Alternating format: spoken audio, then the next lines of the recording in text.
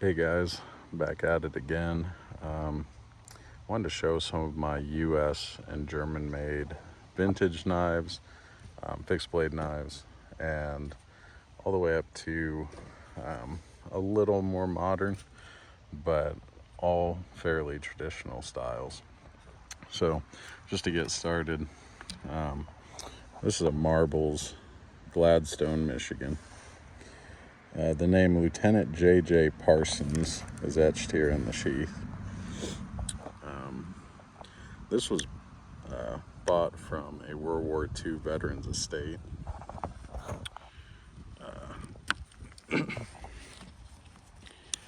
I think this predates the war. It says Marbles, Gladstone, Michigan, USA. Cleaned it up a little bit, but still wanted to leave the age on it. This is just an awesome American-made knife and a Michigan-made knife, which is the state I live in.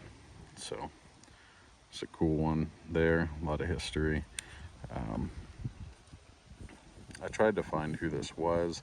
I think I might have found that he was a pilot that died in World War II, but I am not sure. So this is a really old one. It was made in Solingen by Kissing Crane. This is a German scout knife. Now, I got this from my great grandmother. This may have even been a Hitler Youth knife, though I am not 100% certain. When she was growing up in Germany, she was forced into the Hitler Youth program, and her father was in the Nazi army. Towards the end of the war, she married an American soldier and moved to the United States, and that's how that side of the family began over here. I think this might have been her Hitler Youth knife, but I'm not certain.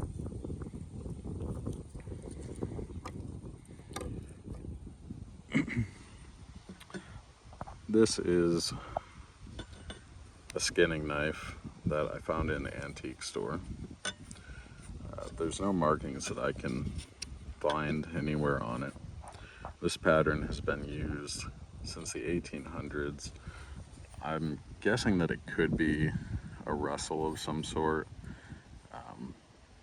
Not super certain the exact age, but the pattern nonetheless is very old and was carried by mountain men, frontiersmen, and Native Americans.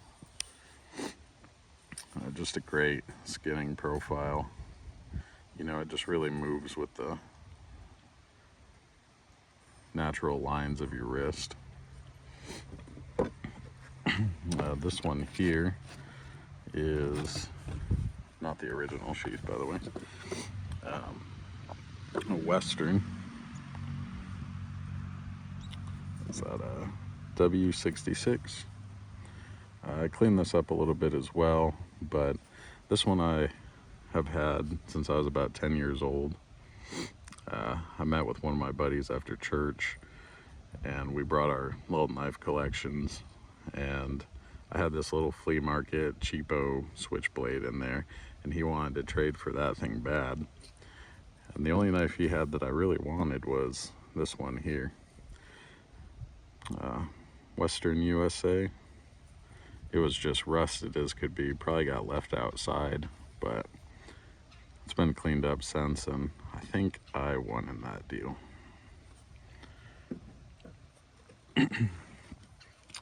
This is another Western, well, sort of. This was a Westcut. Let's see if I can get that to focus. Boulder, Colorado, made in USA. This is a K2 model. I believe Westcut was an offshoot of Western Knife Company that was more of a budget line. You know, like this Western has more of a full tang and wood handles. And this one is, I believe, a rat tail with stacked leather. I got this at a gun show. I think I paid 25 bucks for it. Needed some work. The handle was pretty dry and the discs were misaligned, but I sanded them back down and coated them with some oil and turned out all right. This one is from the same collection that I got this one from. So this was in the World War II Veterans estate sale, and this is a German made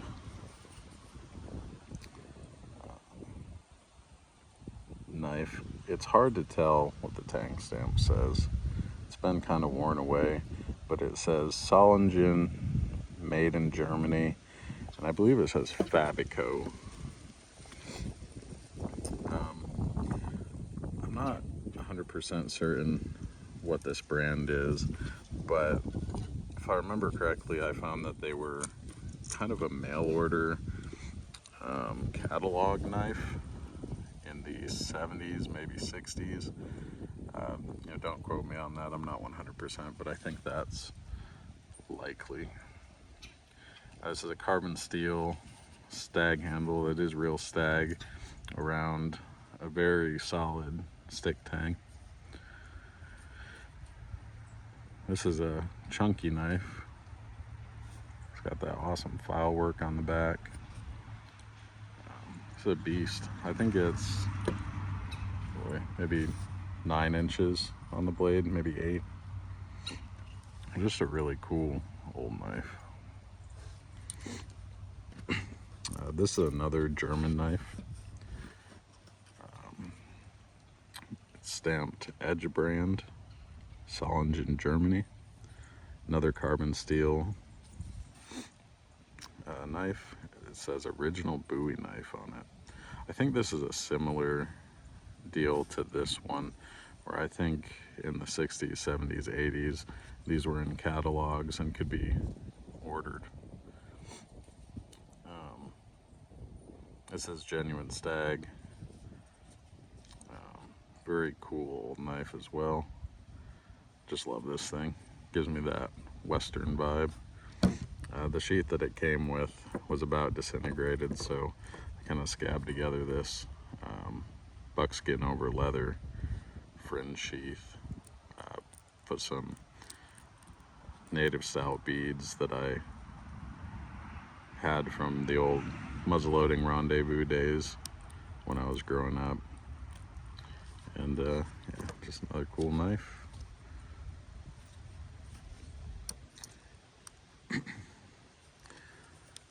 This here is another antique store find.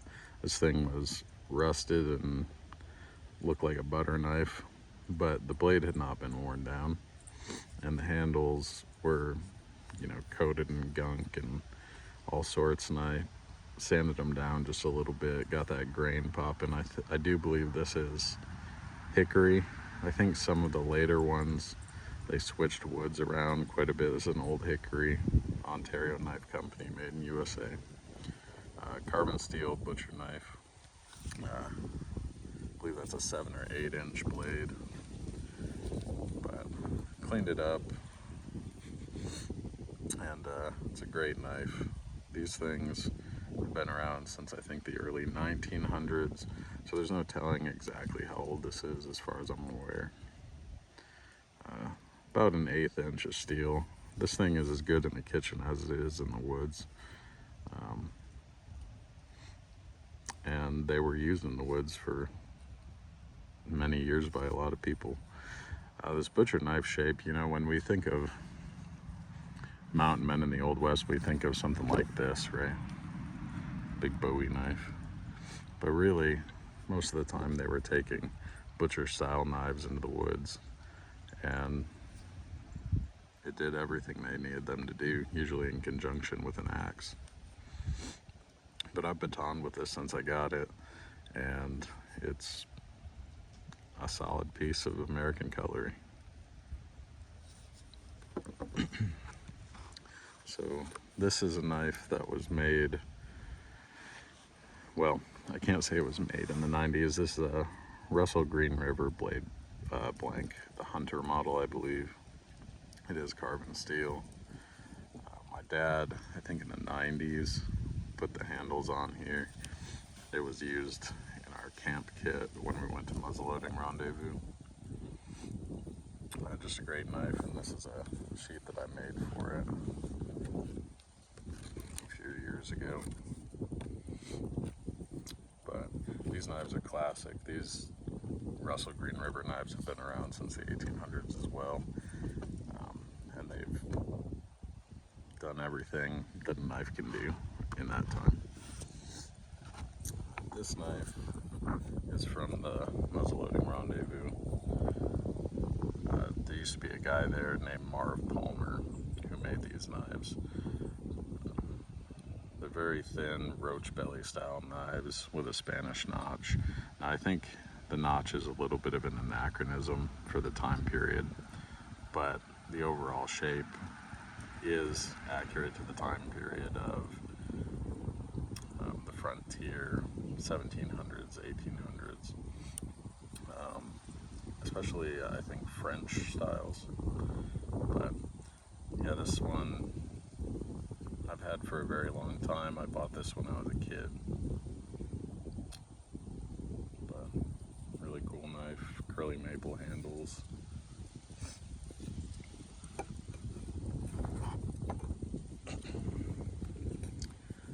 This is a late Marbles Michigan model. What's interesting about this one is that at some point Marbles was ran by Mike Stewart of Bark River Knives. From what I can find, based on the spacers and the box it came in, which says made in Gladstone, USA, Gladstone, Michigan, USA. This knife was probably made towards the end of the U.S. production of Marbles in 2003, I believe. This is a super high quality knife. As far as I'm aware, it is U.S. made. The box and paperwork all says as much, but it is not stamped on the knife.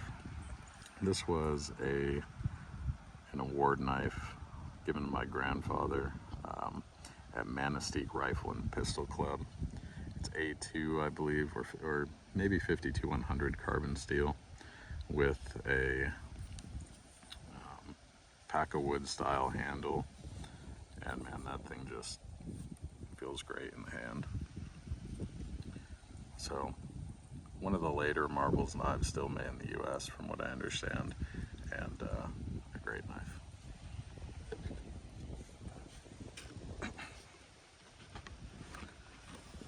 So this is another Green River Russell knife.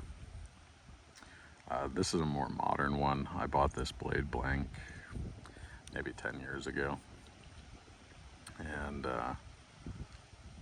maybe not even that long ago, and I put some curly maple handles on there and gave it a little bit of a primitive design. But like the other butcher knives and Russell knives here, these knives have been used since the 1800s, and there's a reason for that. They're great cutting knives. They're not heavy. You can't go wrong with a Russell or an old Hickory knife in my mind. These blade blanks are still available for, I think, under 20 bucks. You got to make a sheath and a handle yourself, but other than that, for 20 bucks, you can't get a better knife that's US made in my mind. And here's just the kind of inside the belt, riveted and stitched sheath that I made for it. I'm a novice leather worker at best, guys, but it does the job. It's got a leather welt in there, keep the stitching safe, but a usable sheath. Now this is a more modern knife. I bought this a few years ago. This is a Winkler Blue Ridge Hunter that I EDC pretty often. You can kind of see the inspiration for the style here. It has kind of that roach belly curve, has that kind of French dip to the handle, very 18th century. But these are definitely not the same kind of knife. This is 3/16 thick, ADCRB2 carbon steel, and this is a powerhouse of a knife. I think the knife only weighs 5.6 ounces, a couple ounces more with the sheath, but this knife has done just about anything I've asked it to do, including being used as a splitting maul. But Winkler Knives, it's an American-made company, started by Daniel Winkler. He's the guy who made a lot of the knives and tomahawks for the movie The Last of the Mohicans. And with my history growing up at Muzzleloading Rendezvous and having an interest in that time period, that movie was always a staple in our house when I was growing up. So I saved up and bought a knife from his company, and it has value beyond just a knife just for that to me. I did reprofile the edge on this and made it a very slicey 3/16 thick knife. This is a great knife with a great sheath. This is leather over Kydex with a suede lining and modern belt clips. See, I've carried it quite a bit. I've got a little crack there in the backer, but still trucking. But yeah, guys, this is my traditional style, or a lot of the traditional knives that I have that are fixed blade, from USA, Germany, and I tried to start from kind of the oldest to the newest. This is predating World War II, 1944. This is at least World War II. And then up until just a few years ago when I bought this Winkler. So there it is, guys. Vintage to modern, US made and German made fixed blades. Thanks for checking it out, and I want to thank everybody who took the time to watch my last video and comment and like. I really do appreciate it. Thanks much. Have a good one. Bye.